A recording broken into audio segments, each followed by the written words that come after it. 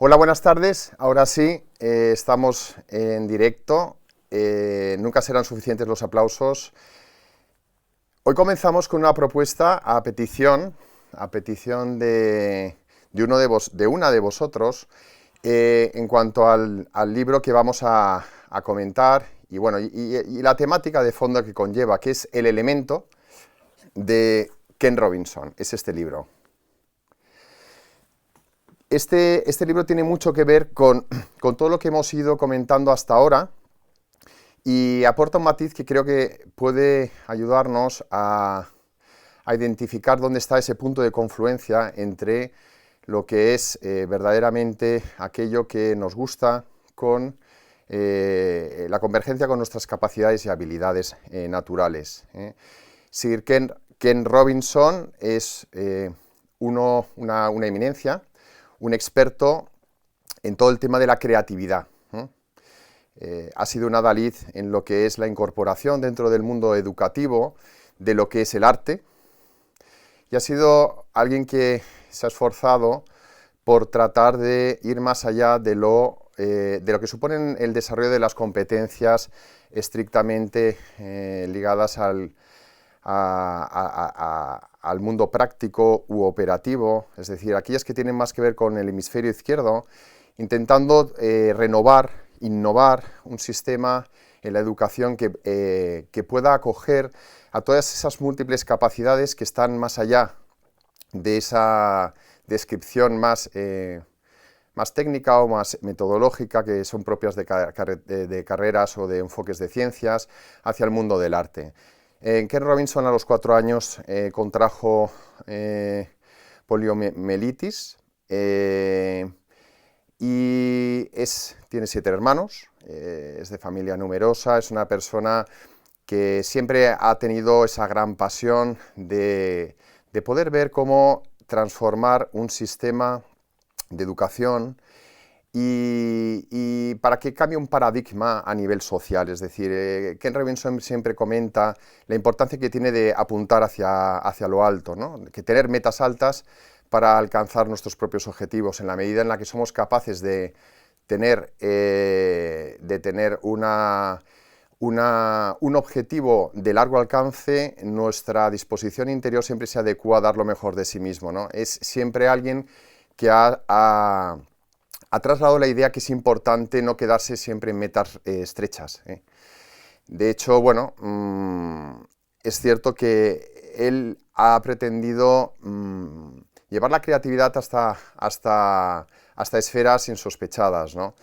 Para él, la creatividad debe ser casi tan importante como la propia alfabetización, el desarrollo de la creatividad. Comenta frases como que estigmatizar el error mata a la creatividad, es decir, que en la medida en la que estamos constantemente focalizados en los errores y en el fracaso, una educación que esté fundada en el error y en el fracaso está impidiendo que muchas capacidades ligadas a la creatividad se desarrollen, y porque genera una frustración. También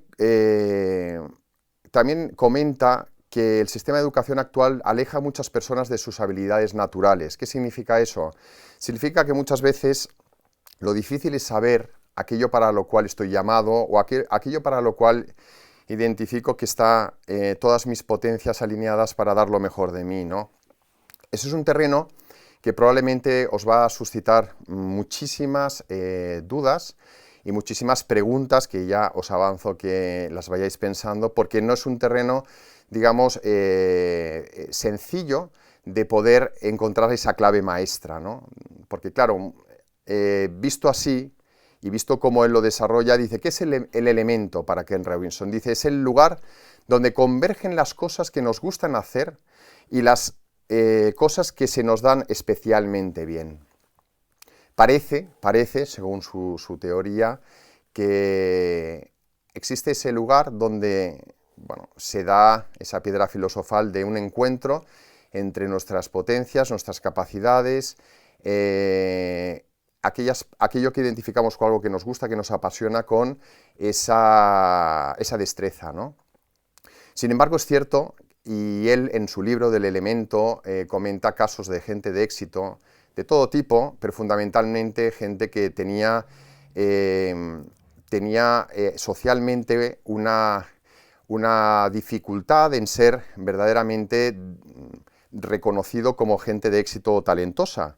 Y de ahí la clave de este libro, ¿no? Es un libro que lo que va es analizando cómo esas personas que ante un fracaso escolar, como el caso primero que comenta de Gillian, que era una niña que de pequeñita tenía, hacia los años 30, nos estamos moviendo en esa época, era un fracaso escolar y su madre pues le llevó al psicólogo del colegio y el psicólogo pues la estuvo observando y en un momento dado vio que efectivamente no paraba, se movía, lo que actualmente se le hubiera catalogado sin duda alguna como un TDAH, o como un TDAH y con déficit de atención también, ¿no? Hiperactividad, disculpar. Entonces, este señor, que era una persona sabia, que supo observar bien a esta niña, lo que hizo es poner la radio y permitir que se salió con su madre al pasillo y dejó que la niña, escuchando la radio, hiciera lo que naturalmente sentía en ese momento que le invitaba a actuar, ¿no? Y se empezó a mover, empezó a bailar, se empezó a expresar sin miedos, sin tensión. Y de repente el psicólogo volvió y le dijo a su madre, su hija no solamente no tiene ningún problema, sino que es una bailarina. De hecho, este caso es el caso de la persona que en los tiempos actuales ha tenido, es la coreógrafa de grandes musicales como Cats o como el Fantasma de la Ópera, que ha sido una persona que ha sido de una gran reputación y relieve a nivel pues, social, ¿no? Alguien que probablemente si solamente se le hubiera juzgado o reconocido desde sus capacidades estrictamente de educativas habituales, sin embargo tenía un gran potencial hacia el mundo del arte y pudo llegar a desarrollarlo. Explica también, por ejemplo, otros casos, como el caso de Matt Groening, que es un niño pues, que se dedicaba a todas las clases a pintar. De hecho, había adquirido tal destreza que mientras que la profesora le hablaba, él simulaba que tomaba apuntes, pero estaba pintando, porque era su verdadera pasión, su verdadero talento, ¿no? Este niño, efectivamente, pues era también un fracaso escolar. Y bueno, y en la actualidad, no os lo voy a revelar el libro, porque es un libro que creo que lo tenéis que leer, porque es muy interesante. En la actualidad, pues es el creador de Los Simpson, ¿no? Es decir, que es alguien que ha adquirido pues una gran creatividad y una gran capacidad de discurso también en su propia creatividad, con lo cual es otro de los casos que él desarrolla, y así otros muchos, ¿no? Claro, dicho esto, parece o pareciera que todos estamos llamados a encontrar esa piedra de toque donde se alinean pues, esa pasión o esas pasiones con esas habilidades o capacidades, ¿no? Aquí quiero ya empezar a abrir un poco la reflexión con vosotros, ¿no? La primera pregunta que uno se puede hacer es si esas capacidades tienen que ser innatas o pueden ser adquiridas. Siempre en esta distinción hago la otra distinción, que es la diferencia entre lo que son aptitudes y actitudes. Las aptitudes con P son esas habilidades o capacidades que se pueden ir desarrollando. Las actitudes tienen más que ver con el temperamento, no tanto con el carácter, y aunque venimos marcados por un temperamento, eso no quita que las actitudes no se puedan trabajar o educar. Eso es algo muy importante, porque si no, al final nos quedamos con una visión determinista en cuanto que al final nuestro temperamento nos determina, no podemos cambiar, y eso es falso, o nos quedamos con una visión pues un poco cómoda en cuanto si no tengo medios o no me han dado la suficiente formación o capacidades para desarrollar lo mejor de mí mismo, ya no puedo hacer nada. No, no es cierto. Es decir, existe una potencialidad interna que nos invita siempre a descubrir y desvelar esa mejor versión de nosotros mismos. En este caso, y unido el éxito al liderazgo, que es algo que hemos estado hablando todos estos días, también nace esa pregunta, ¿no? Si el liderazgo nace o se hace, ¿eh? La respuesta que al final los que conocemos esta materia y impartimos hace muchos años talleres y conferencias sobre este aspecto es la misma, ¿no? Es decir, se nace y se hace. Quiero decir que una persona tiene unas determinadas aptitudes, actitudes también, y en base a eso, si uno se trabaja y se esfuerza, puede llegar verdaderamente a llegar pues lejos, ¿no? Allá donde se proponga, no siempre, y eso es importante saber, porque si no lo que estaríamos haciendo es fomentando la frustración, ¿no? Decir a todo el mundo, tú puedes, tú puedes, tú puedes.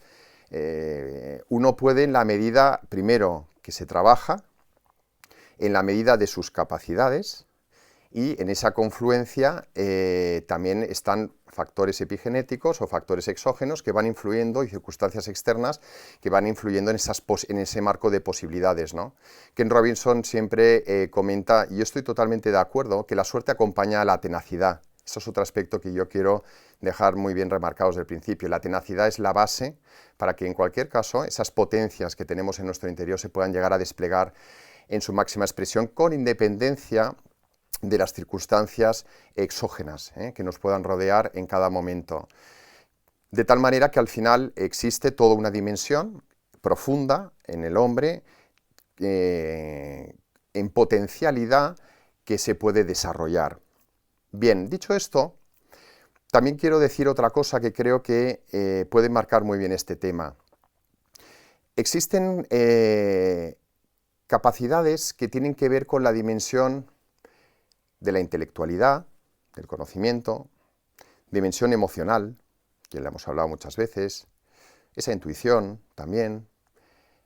Pero existe toda una dimensión que está más allá de aspectos estrictamente o sociológicos o cognitivos o conductuales psicológicos, ¿no?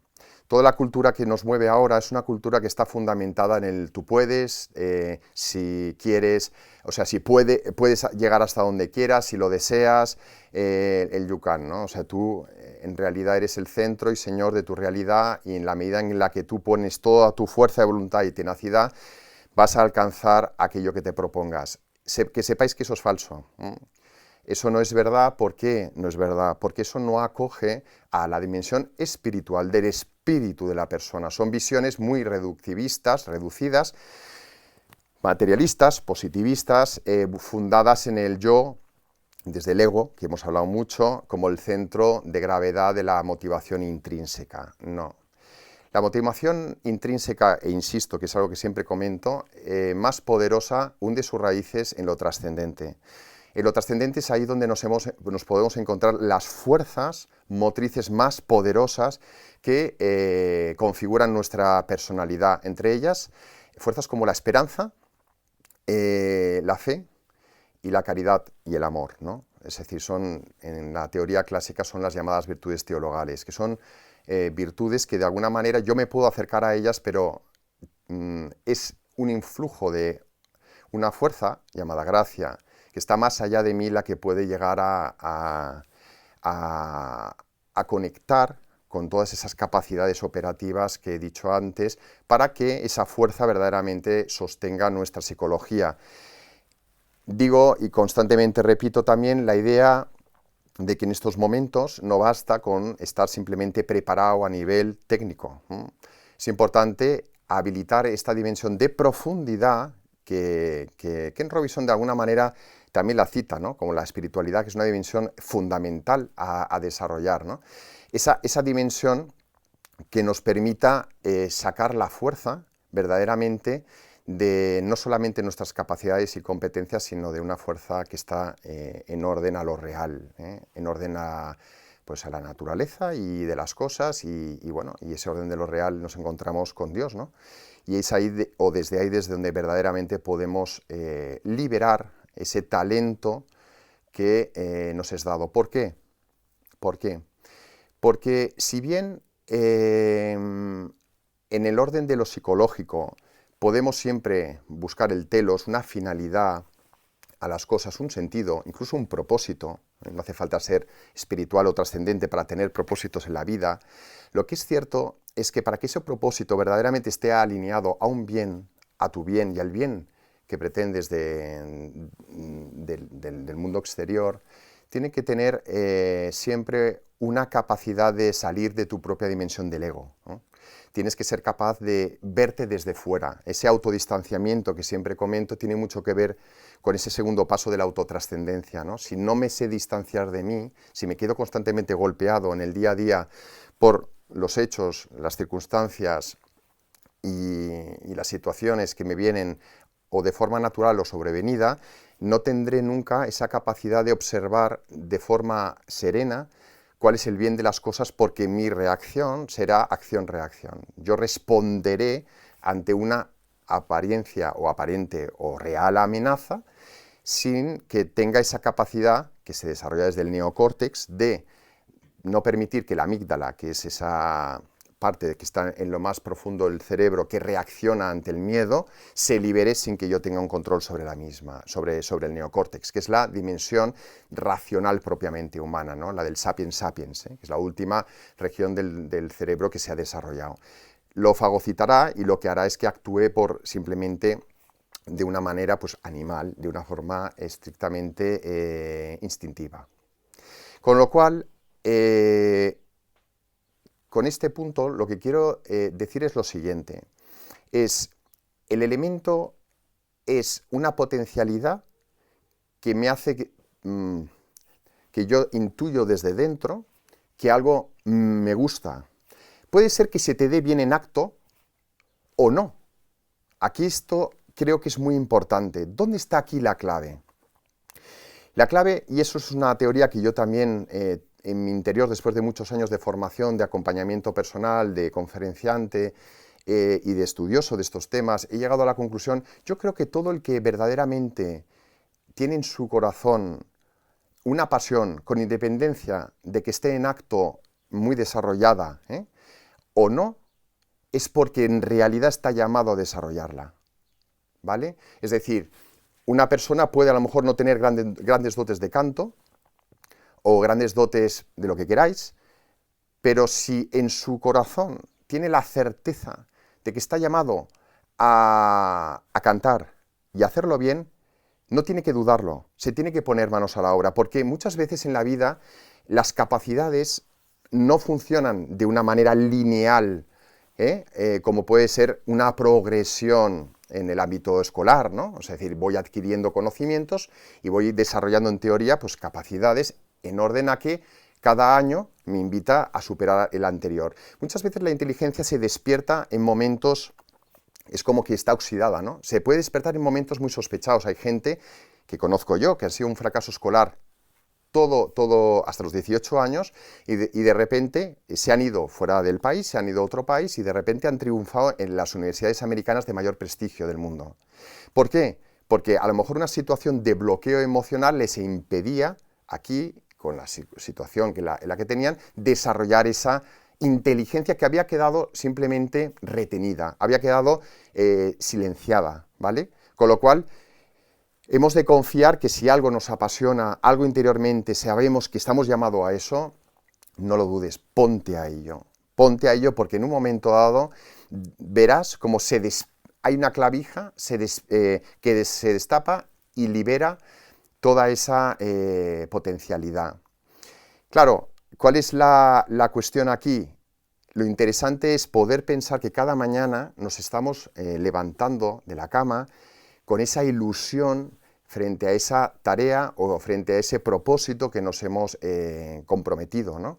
El poder pensar que podemos levantarnos cada día con esa ilusión, con independencia de cómo se presente la realidad, es una gran conquista, desde luego, y por eso necesitamos tener muy bien afianzado el ser en un orden trascendente, ¿vale? Para que quede bien autodistanciado y además y que quede elevado, o sea, es decir, distanciado y elevado, para que el impacto de las circunstancias del día a día sea el que debe de ser. Es decir, es como un airbag, ¿no? Que tengamos la protección necesaria, sin que nos quede, sin que nos reste esa potencialidad, como el caso que os he comentado de una persona con bloqueo emocional que no había liberado toda su inteligencia, ¿no? Hay muchísimos casos sobre eso.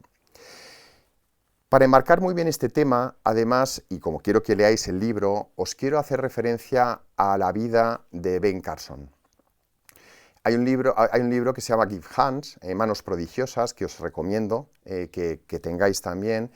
Y esta película, El mundo en sus manos, explica la vida de Ben Carson. Ben Carson era un niño que con 8 años era un fracaso escolar, sacaba todo muy deficientes, era de origen de estrato humilde, su condición de color hacía que en Estados Unidos estuviera tremendamente marginado y además, bueno, su madre pues se había quedado o viuda o no sabemos muy bien, en la película no aparece, sola con sus 2 hijos, Ben Carson y su hermano que después fue ingeniero.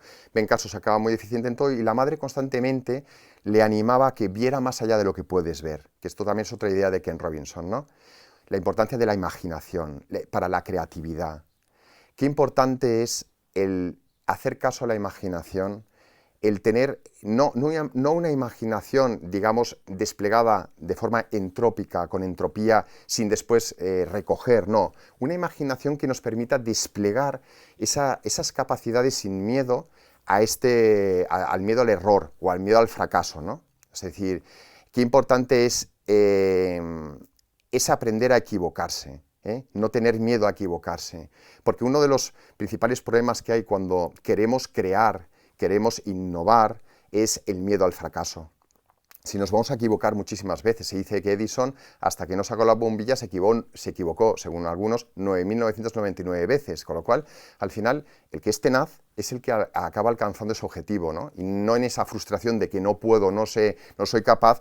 Pues no, soy tenaz porque sé que estoy llamado hasta allá y lo insisto y lo lucho. Pues Ben Carson, con 8 años, decía a su madre, soy tonto, soy tonto. Y la madre le decía, no, no eres tonto, mira siempre más allá de lo que eres capaz de ver. Y entonces en ese momento, un día Ben Carson, estando en una iglesia, pues escuchó a un reverendo pues, explicar una historia y en ese acto, de repente se le destapó toda una visión donde se metió en la narrativa que le estaba explicando este pastor. Y fue tan conmovedora la experiencia de poder sentirse protagonista de ese relato, que llegó a casa con toda la ilusión, con toda la pasión, y le dijo que había descubierto algo maravilloso, que había visto algo realmente real, algo que... Y entonces, en ese momento, le dijo a la madre, quiero ser médico, es decir, del bloqueo, del no puedo, no soy nadie, no soy capaz de nada, intuyó que estaba llamado a través de esa imaginación, a hacer algo por los demás en el campo de la medicina, y a partir de ese momento fue increíble porque la madre le tomó en serio, porque ahí lo importante, en este caso es lo mismo que en el libro del elemento, ¿no? O sea, la clave es quién ha sido aquella persona que ha aparecido en la vida, pues tanto de Ben Carson, como de Gillian Lynne, como de Matt Groening, es decir, que supo ver ese talento que ellos tenían. Esa es la piedra filosofal o de toque que nos tiene que a nosotros invitar a pensar, oye, nosotros, primero, permitimos que otros nos inviten a descubrir, a desarrollar esas capacidades, les damos esa autoridad a quien realmente decidamos, para que nos ayuden a liberar ese talento, ¿lo hacemos o nos quedamos encapsulados en nuestra mismidad, en nosotros con nosotros mismos y no hacemos nada? Pero también de cara a los demás. Somos aquellos agentes para nuestros hijos, para las personas con las que colaboramos, trabajamos, nos relacionamos. Somos aquellos faros que permitimos que los demás, además, desarrollen su talento o solo estamos buscando, digamos, relaciones operativas, prácticas y simplemente funcionales. ¿Somos nuestra mejor versión para que los demás sean su mejor versión? Esa es una pregunta que la dejo abierta e invito que cada uno se le vaya haciendo esa pregunta de fondo, ¿no? ¿Somos esos agentes? La vida de Ben Carson, la madre fue ese agente. Una madre que amaba, una madre que sabía mirar el corazón, una madre que sabía que si su hijo no hubiera sido capaz de alcanzar ese propósito, no le hubiera fomentado, porque generalmente el ser humano tiene un tipo de capacidad, que eso lo digo constantemente porque creo que es importante, que va mucho más allá de la ciencia. Es un tipo de sabiduría que se llama el amor por connaturalidad. ¿Qué es el amor por connaturalidad? Es esa clase de sabiduría que tiene la persona de saber, de tener una certeza sobre las cosas sin una necesidad de un proceso lógico-causal necesario. Siempre, de alguna forma, hay en el inconsciente un proceso lógico-causal necesario, pero no de forma evidente ni consciente. Ese corazón que sabe amar siempre está mirando más allá, siempre sabe ver más allá. Y la madre, mirando a su hijo Ben Carson con esa capacidad connatural, lo que logró es liberar el talento de su hijo. El hijo aprendió a tener autoestima. Siempre os comento esa capacidad de ser visto y ser querido desde pequeñitos.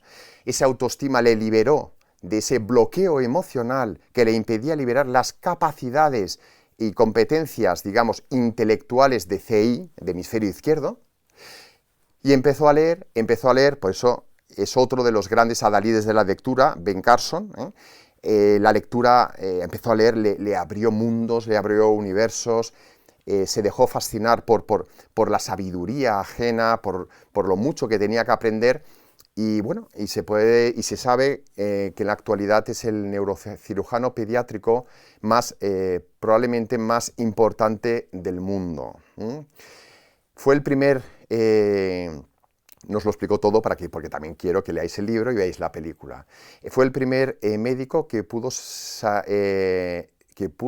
descubrió la forma de separar a dos bebés craneópagos, es decir, unidos desde el nacimiento por el cerebro, sin que al dividirlos, al separarlos, uno falleciera, porque lo que se hacía antes que él descubriera la fórmula es, al que se decidía, imaginaos, que iba a fallecer, se le daba ese tejido compartido al que se decidía que tenía que vivir.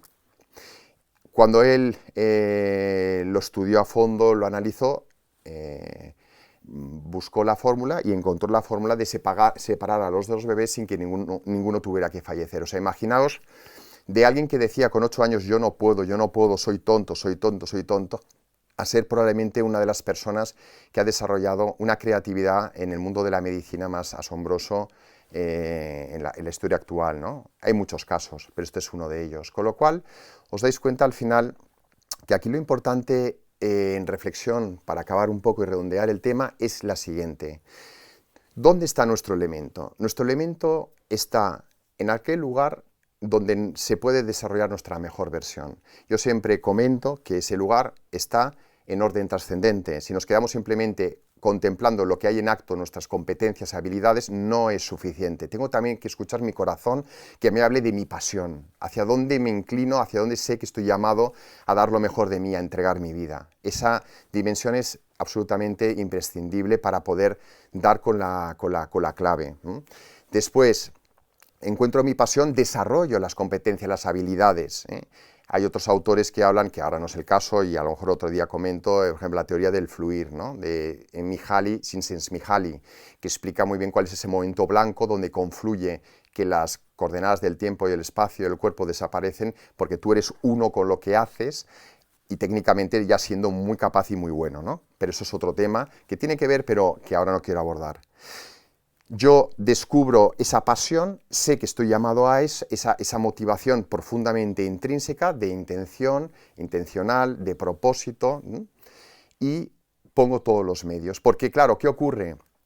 Si yo lo hago de esta forma, lo que también quedo protegido de un riesgo que hay muchas veces de simplemente basarnos en nuestra voluntad, en nuestras capacidades y competencias, es decir, desde el orden cognitivo y conductual, que es el activismo.